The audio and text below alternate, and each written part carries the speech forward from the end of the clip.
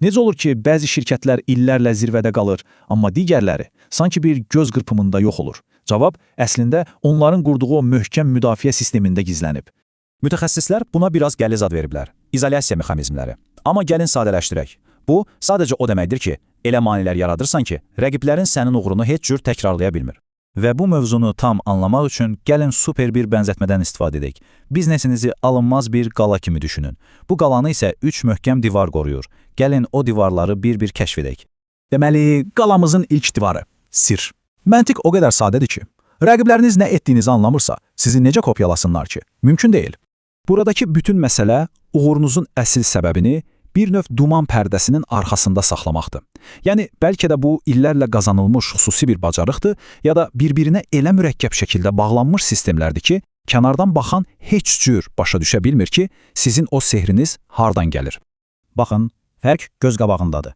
Qiyməti aşağı salmaq, bunu sabah istənilən rəqib edə bilər. Amma illərlə, zəhmətlə qurulan o sadiq müştəri bazasını, bax onu kopyalamaq demək olar ki, imkansızdır. Yaxşı, gəldik ikinci divara, əl çatmazlıq. Deyək ki, rəqibiniz çox çalışdı və sirrinizi tapdı. Bəs indi nə olacaq? Bax, bu divar məhz ona görədir ki, sirri bilsələr belə onu tətbiq etməyə gücləri çatmasın.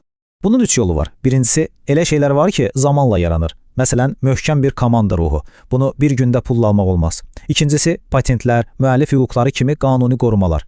Və üçüncüsü, bəzi resurslar o qədər bahalıdır ki, rəqibin o işə girişməsi heç maliyyə cəhətdən sərf eləmir. Və nəhayət, sonuncu divar. Bəlkə də ən vacibi. Bu divar elə bir qüvvəyə qarşıdır ki, hər kəsi, hər şeyi sonda məğlub edir.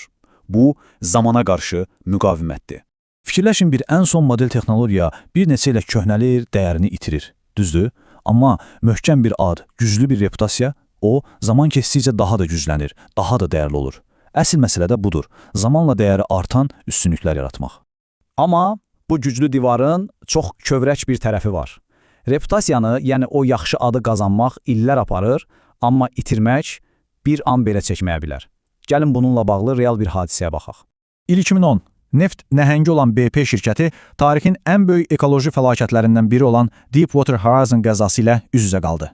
Bu fəlakət, şirkətin 10 illiklər boyunca qurduğu o möhtəşəm reputasiya divarını bir anda yerlə yeksan elədi. Bu bizə onu göstərir ki, hətta ən güclü, ən möhkəm divarları belə hər an qorumaq lazımdır. Beləliklə, kopyalanmaz bir biznes qalasının 3 əsas divarını öyrəndik. Sir, əlçatmazlıq və zamana davamlılıq. Yaxşı, bəs indi sıra sizdə. Öz biznesinizi və ya ideyanızı düşünün. Sizin qalanızın ən güclü divarı hansıdır? Fikirlərinizi rəylərdə gözləyirik.